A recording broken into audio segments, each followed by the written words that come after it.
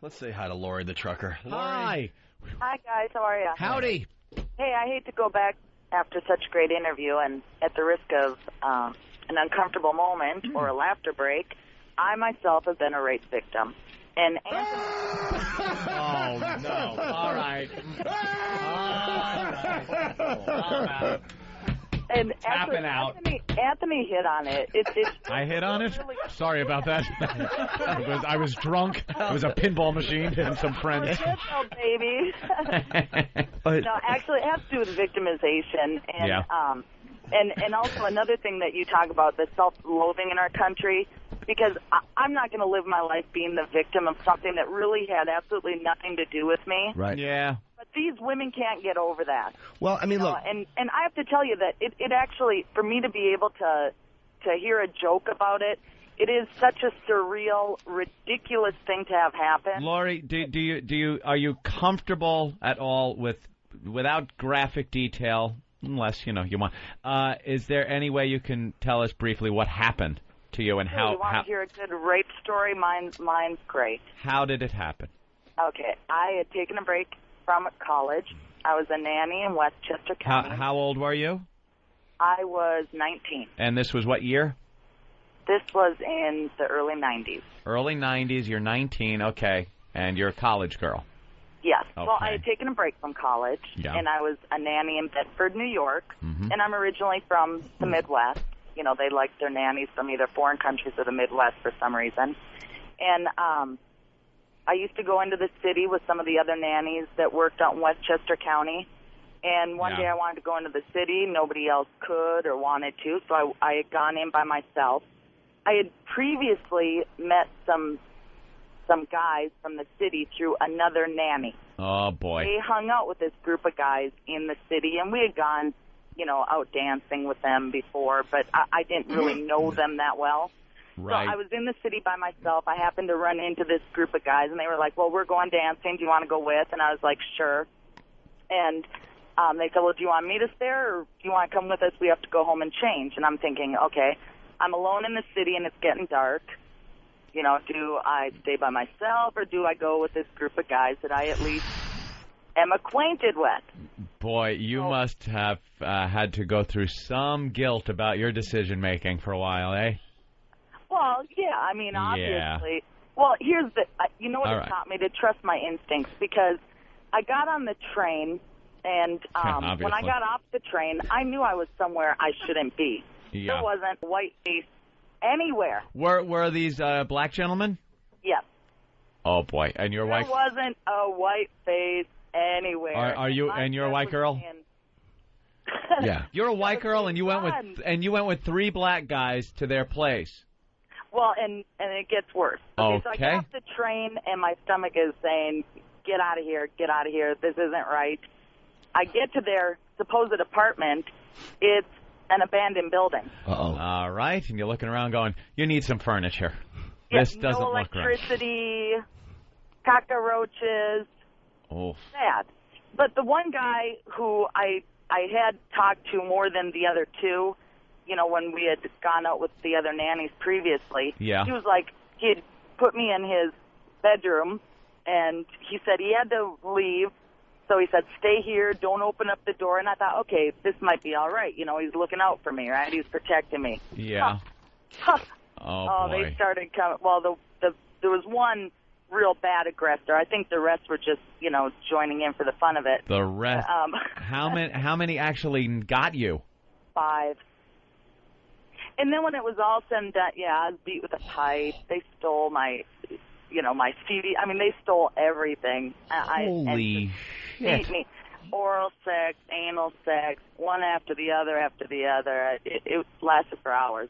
And then when it was all said and done, they threw me out the window. I practically crawled. Oh, and a guy threw me a Subway token. Oh, well, all right. How many years ago is this? This was in the early 90s. Early 90s. It was a little over 10 years ago. Did they ever go to jail, any of these animals? Well, the worst part about it was when I made it to the subway, And this one black woman, all I remember her saying is, "Girl, I don't know what happened, but don't cry. You're going to make it worse. You're going to make it worse." And somebody must have gone and gotten the subway police.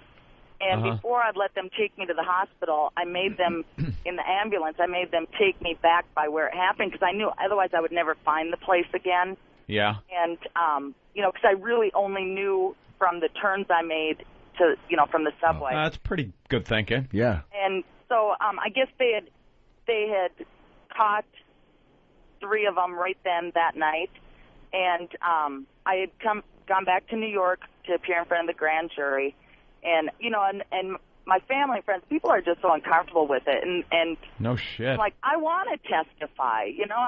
It was wrong. I made some bad choices, but, these guys didn't have any right to do that. And of course if they're not. doing it to me, how many other girls are they doing it to, right? So how did you testify? Well, I testified at the grand jury, but then on the day I was supposed to fly back to testify for the trial, I was at the airport, and I get up to the ticket counter and find out that my ticket had been canceled. And I call up the DA. They plea bargained with all of them. So what'd they get? Well, they got one guy oral. who They was got anal. really bad. They got. He I ended up meant doing in 3 years. court. Oh. How many years? 3 years? That was the worst. The other ones did about a year. Yeah, figured. Fucking Fat Nick's been sitting in jail for 8 months for a bat attack on a guy who was going to steal something, and that gang rape, they get fucking 3 years. Hey, we got Julie from New York that wants in on this conversation. Julie, you're on with Lori the Trucker. Hi. I think she's full of shit. Women who get treated this way are not able to just go and talk about it like this. How do you know? You know what? Come on. You know what? I used to work with. Lady, Hold on. One at a time. Here's the bottom line. The bottom line is I can talk about it like this because I've dealt with it. I understand that what they did had nothing to do with me. Was I naive and did I make some bad choices? Yes. Yeah. But I could have been anybody. It had nothing to do with me personally. The only thing I had to do was grow up and learn how to adjust my choices. All right, let's hear what Julie has to say. Julie? I used to work with sex offenders, and sex offenders are not a matter of hurting you. It's them. It's their addiction. However, working with victims as well, you're not able to call a national radio show and just spew out that you were thrown out. How do you know? Everyone is an individual. Once we get off the air, I will give you the phone numbers of my sister and my husband. I think, Julie, you're wrong. Yeah, Julie, I absolutely believe this woman. I'll let you call them immediately. I will give you the numbers of my sister and my husband. Well, Julie, why would you say... I'm a trucker, so I'm on the road. I'm not there. I just don't think that women who have gone through that type of experience can just call a radio show for the entire world now. Maybe you're not smart, Julie, and don't know every cookie cutter human being that reacts the same way. This woman, maybe this is a way that it's her own therapy. Have you ever been through that experience, Julie, or a similar one? I had, yes. Okay, so you personally weren't able to go out and talk about it the way she is. No. But a lot of people are go out and commit murders and then go on speaking tours about it because they're able to talk about it, and then a lot of people just lock it away and pretend it never happened. You can't just say that everybody's going to react the same way. Huh? Jimmy, I dealt with it. I went through my hell. I went through blaming myself. I went through all... Of course I went to therapy. But first of all, Julie, don't ever tell me I'm full of shit because this is my life. It happened to me. I own it. It has nothing to do with you. I'm not saying it does. Second of all, how long do you want me to be a victim? I don't want you to be a victim at all. I just don't think that people who go through that are able to... She is. She is, Julie. They are. The power to you. The power to you, then. Julie, let me ask you a question. People who deal with it can. When a burn victim, somebody who burns themselves, it's a horrible thing. Very rarely is going to make fun of it or talk about it. Pryor burned himself horribly, almost died, went on stage and made fun of it. Pryor's mother was a prostitute. He made fun of it. Now, most people whose parent is a prostitute, you'd say, well, no one could ever go up and tell the world. Now, I know he's a comic and she's not, but that's just an example of how one person will handle it one way and lock it up, and another person will handle it another way, and maybe it's therapeutic for her to talk about it. I mean, I'm not a doctor, but why you can't just lump that in and say that's not real. Yeah, say that it didn't happen because she's not reacting to it the way you think she should, you know? But no, it's not even about locking it up or being therapeutic. The bottom line is I did what I needed to. I went through, trust me, I went through hell. I mean, I was in the hospital for 2 weeks. and then I had therapy afterwards. I'm not saying that immediately after this that I didn't struggle, but I dealt with it. And here's the bottom line. How long do you want me to be the victim of rape? I don't. How long do I play that role, Julie? I don't want you to be the victim of rape forever. Then, but I just find it really hard to believe that you could do that. Wait, Julie, you worked with sex offenders? I'll give you the phone numbers of my sister and husband as soon as we get off the air. Hold on. I don't need to do that. Yes, I did in college. Wait, and you were attacked or something bad happened to you before that or after it? Before that. So you were hurt by people. Right, and but then I wanted to try to... My way was try to figure out what was going on. Okay. Now, most people would say if you're attacked by a sex offender, by one of these animals, that you'd never want to put yourself in the lion's den again. And there you went right into it and dealt with them. Now, you're absolutely right. Most people probably could not do that. Right. So maybe her way of dealing with it is her way of being who she is. Okay. My reason for calling was to say it's not up to someone else to put a label on like try to make We're all building of us bridges, victims Jimmy. forever and ever. I mean, I think the whole thing, when you think about it, was so absurd. Mm-hmm. The whole, I mean, it is almost funny. It was so ridiculous. Wow. Please don't tempt me. Yeah, right. Please. The self-restraint in Opie's finger. Now, I know what she's saying, though. Right now. It's an awful thing, and you gotta laugh at it at the time because it happened and it's monstrous. Lori, a lot of people are on the phone. Lori, a lot of people are on the phones asking why didn't you just bite it off when you were doing the oral thing? See, honestly, you almost go it's true that you almost go on autopilot. The survival instinct, that's one thing that I learned. It's unbelievable. It's almost like an out-of-body experience. And when I realized that there was no way I was going to get out of this by fighting, it's almost like I went out of body into this survival mode, and you just do what you need to do to survive. Plus, it's 4 guys, right? Or 3 guys, not one guy. If it's one guy, you can bite his dick. But if it's 5 guys, there's other guys there. What do you think they're going to do? Just stop? Yeah, and this one guy was huge, and I was being beat with a lead pipe. Jesus. So, animals. And I'm not a big girl. So, as soon as, your mind kind of works like a computer, okay, shit, I'm in trouble, that's the first thing. And then, how am I going to get out of this? And then it's like, okay, I'm not gonna be able to get out of here. Hey, I'm sorry to interrupt you. Did the guy that told you to lock yourself in, was he a part of it or did he leave? He did not rape me.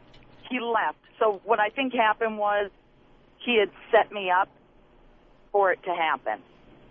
Why did he tell you not to open the door? He also was afraid of the other guy. Right.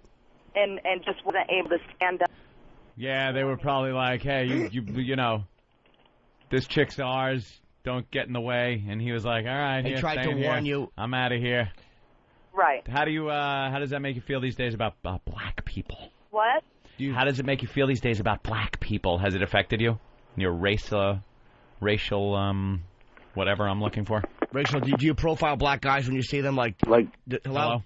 She's still there. Lori's still there. Yeah. Not any more than any other northern Minnesota person who wasn't raised around them. Extremely racist, then. I don't know. Northern Minnesota's Minneapolis, pretty liberal city. I mean, I don't know how northern. I'm from way north. Okay. Minnesota. She found the whitest place to live, basically. Hey, Lori, what's up? What's up with your sex life now? Do you can you enjoy it? Actually, I went. I went through a phase where I was really just, out there. I mean, I was a slut. After that? Wow. Oh yeah. Probably figured, fuck it. I'd gone through like the worst of the therapy and all that. I didn't freeze up like I hear some women do. I went the other direction, and I actually, and right now, I mean, I'm pretty liberal sexually. I like to experiment. There's nothing that I wouldn't try. If I like it, I'll do it again. You ever bang a comic? Sure, Jimmy. Do you have fantasies? What? Oh yeah, I do the rape fantasy. That's sort of what I was getting at, but I really didn't want to say it. Do you now, is that just the way? Because like I'm a perv, like I'm a real pervert, and I love stuff like that. But it's really hard to enjoy it if you know it's hitting somebody in a really horrible place. Like if somebody is reenacting a fantasy or something because they're dirtbags like I am, it turns me on. But if it's somebody's survival mechanism, then to me it's kind of sad. Like, you know what I mean? If I'm with a girl who's been raped or had a horrible thing and she's reenacting it only as a way to not fucking break down, it's like her way of conquering it, then that's kind of sad to me. No, I mean, my sexual fantasies aren't any different than any other woman. I mean, the rape or, you know, just somebody who's in authority is also a big one for me. You know, like reverting back to my teenage years and, you know, a school teacher. Right. Those are, so, no, it's not like, oh, I'm reliving the rape through my sex. I mean, I like my hair being grabbed and my ass being smacked. I don't like being punched in the mouth during sex. Okay. Are you married? Yeah, I am. And were you married when this happened? No. Okay. No. All right, Laurie. Well, thanks for calling. All right, thanks, guys. All right. Bye. Let's thank Laurie for calling, and let's say hi to Alex in Virginia. Alex? Hey, yeah, I was going to ask her if these guys may have had lacrosse sticks with them, but she said they're black, so I guess not. Oh.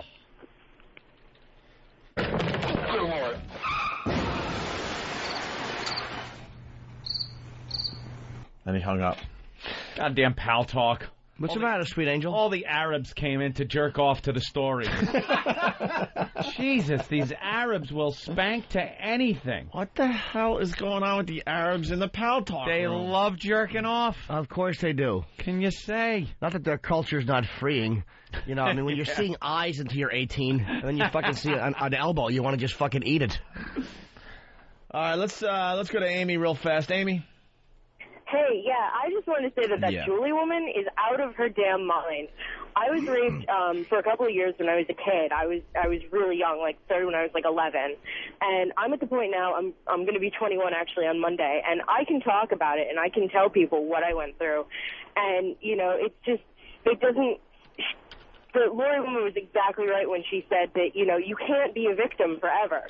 You know, you have to accept this, and you have to know that, you know, it had nothing to do with you, and you have to be able to talk about it. And how she was saying how she is sexually, I'm exactly the same way. And it's Where do you really live? Funny. Pennsylvania. You're 20 and you're promiscuous? Very. I like you. I like you too, Jimmy, actually.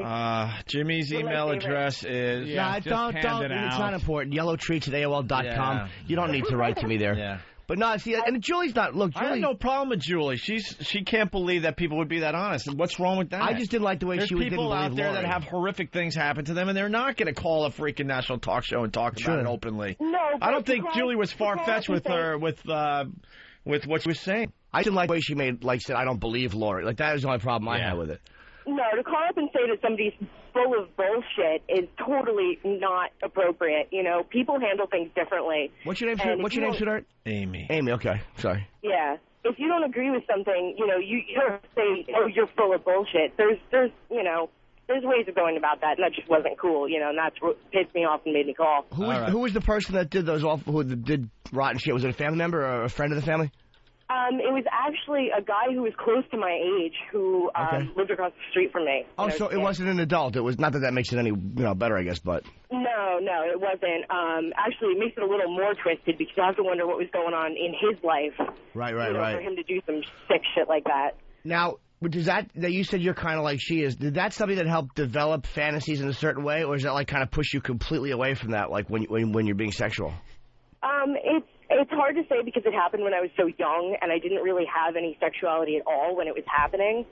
But I can definitely say that immediately after that stopped, when I was about 14 or 15, I did become very promiscuous because it had kind of taken away all the meaning behind sex, and so it didn't matter, and I'd do it with anybody. You know, older people my age, didn't matter. And then I fell into a more serious relationship, and I was really screwed up. And it took me a lot of time to kind of get my sexuality to a more, I guess, acceptable level where it wasn't like beat the shit out of me with your belt. It was more like, okay, slap me on the ass, pull my hair a little bit, Ooh. But like she said, I don't like to be punched in the mouth. Right. But when I was 14 or 15, I might have put up with that just because, that's what I was used to. I'd belt you now that you're 20, though. Believe me, I would spank your bottom and I would redden it properly. Ooh. Hey. I would love that, Jimmy. I've been trying to come to one of your shows for a long time. Well, I think she's very sexy. As long as you're not doing it for awful reasons, I would be very happy to discipline you. Jimmy will be at Bananas in Poughkeepsie this weekend. Or I will be in Boston May 12th, and tickets went on sale today at Ticketmaster. Me and Dave Attell at the Boston Orpheum. And I'm sure he'll be very lonely in between shows, Amy. Kenny rubs my back nude in my room. No, and it's definitely not for awful reasons anymore. It's just because, that experience might have twisted me a little bit. Yeah. But it doesn't hurt anymore. It's not going into a bad place and dredging up. I don't cry during sex. You know what I mean? It's not like that anymore. Oh, you go with me when you realize how awful it is. Jesus, I can't believe I fucked this zilch. All right, Amy. Bye, Amy. Email Jimmy. Thanks for calling. He'll be checking his email every 5 minutes now for the entire rest of the show. So, Aunt, what happened over there? I saw you freaking out a bit. Hold on. Well, this will set it up, actually. John on Long Island. John? Friday morning on a very special O&A. No shit. Maron. Is this being simulcast on Lifetime? There's a guy on hold in 90s. I was kidnapped at gunpoint. 3 guys raped my girlfriend. Holy Do we want more of these stories? Look, they are hot. We very rarely go down this road. I don't think it's... And then Anthony, just shut down Pal Talk because why? Oh, you think I want to turn my head when we're touching on, subject matter we probably haven't touched on ever, and girls are telling some stories that are a little shocking. Some people might find them hot. Jesus. Well, I'm being honest. When you take the tragedy out of the mix, there are pornos that are made with, same subject matter. Yeah. In the words of Homer, it's hot because we don't know them. Right. Exactly. It's one of those things. So I got to sit there and then look at Pal Talk. Boring. Anthony, move on from this subject. Like some dickbag is telling us what we should fucking... They're directing the show from Pal Talk. So I said, you know something? I typed, fuck you all. Boom, close the room. Good. Bye. Go find Bye. Now you can sit and not fucking listen on Pal Talk. Go subscribe now. There you go. Subscribe to fucking XM you want to hear the show. Or if you don't, flush it down the toilet, buy a Sirius, and go take your mother to the fucking Bronx and have 5 black guys rape her. That's what amazes me about this radio show. Then go find a morning zoo. Who's turning off their radio? Move on. Hey, Anthony. Opie, thank you. Mm-hmm. Anthony, move on from this subject. Oh, well, Dickface3 from fucking Pal Talk has told me to move on. Guys, stop the conversation. Let's move on. I know some of our listeners are very spoiled. Oh, by the way, when someone else opens my room, I get a message that says your room was opened by, because some admins have the ability to open the room. If I see that admin, I don't care who you are, how friendly you are with the show, you will be banned permanently from the room. So you best reclose the room. It is not being open for the rest of the show. Rest of the show? Rest of the fucking show. How about you calm down a little bit? Let me see if I calm down. Yeah, let's see if you calm down. But if that room is open by somebody, I don't care who it is. Banned. What the hell happened? I'm going to check right now to see if someone opened the room. If someone opened that room, Anthony is going to take his shirt off and sweater so he can reach the keyboard, and he is going to fucking ban you. Oh, shit.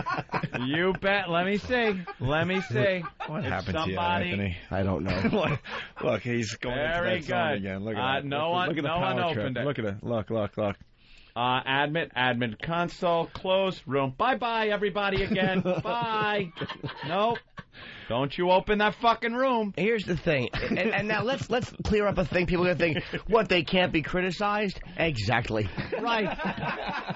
People like to speculate. Yes. Jimmy's absolutely right. Would you like to be all praise? Yes. It's what we want. Damn, that gym was good today! Exclamation point. That's right. Did you hear Ant's joke about? And then ... We have fragile egos. We certainly do. Why else do you think we take a call every once in a while where it's just them praising us? Yeah. You know what?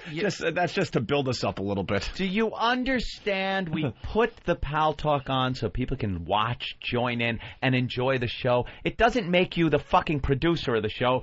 We have a... Oh, okay. Well, maybe all right. Pal Talk could do that job. Look, we're looking for a producer, but but to look over there as I'm trying to listen to that woman's story and just see boring, move on. What? Because it's not entertaining you personally. Holy shit! But as far as radio goes, oh my God, turn that off. The woman's talking about getting a train uptown, and then 5 black guys luring her into an abandoned. You know, I hate to say this, but my God, was she asking for it? You know what it was? Jesus Christ! Just come on, ladies, a little thought. I can't wait for the video game myself.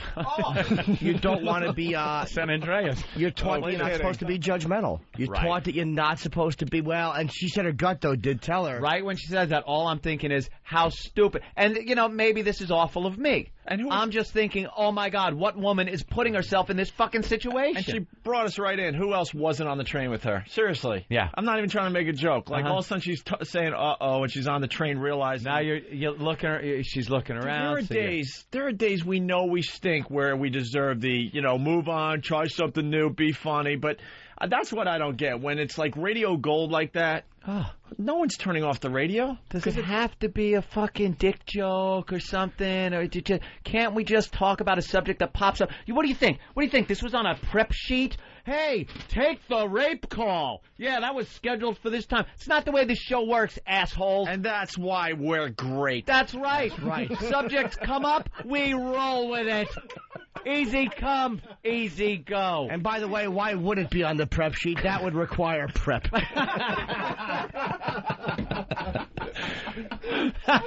And there's so many radio shows out there trying to figure out why we're so successful. This is it. This is the reason, because we don't prep. We don't. We just go with the flow. You have to be brave enough to just go with the flow. Go with it. We don't have a schedule. We don't have sports that we go to or a weather break or a news break. Right. Also we might go, let's talk about sports. Right. And then we do. Mm-hmm. That's what we do. That's how it works. And it's interesting to listen to. I mean, how do you not want to hear? I mean, we goof on everything. We're garbage. But a woman's talking about an awful thing like that. What are you going to do? Not want to hear it? Hey, that's boring. Come on, man. And don't worry, Opie had his finger on the laugh button. And it was ready to go. We were close. It was closer than the Cuban Missile Crisis. Yeah. I was fighting with myself like I've never fought with myself before. But then we figure we take the other way. And I'm looking around the room. I'm like, Jimmy, and he's like... I'm like, Anthony. Listen to the story. And then there was a part of the story where I said, you know what, I can't do this. Yeah, I was right. I got to be honest. I'm like, I can't. There was a perfect spot for it, too. I know. Yeah. Oh. I think it was when she said I got beat by and they threw me out the window. And there was silence? No, but when she said she was getting beat by a pipe. The pipe? That's when I backed off. I'm like, you know what, this is just unbelievable on its own. And I totally expected to hear De Niro. I was dying. I saw your finger over the button. It was shaking. It was shaking. I was dying. It's like you lifted that red cover up. It started blinking red. Meep, meep, meep. Get on the hotline. We're at DEFCON 1.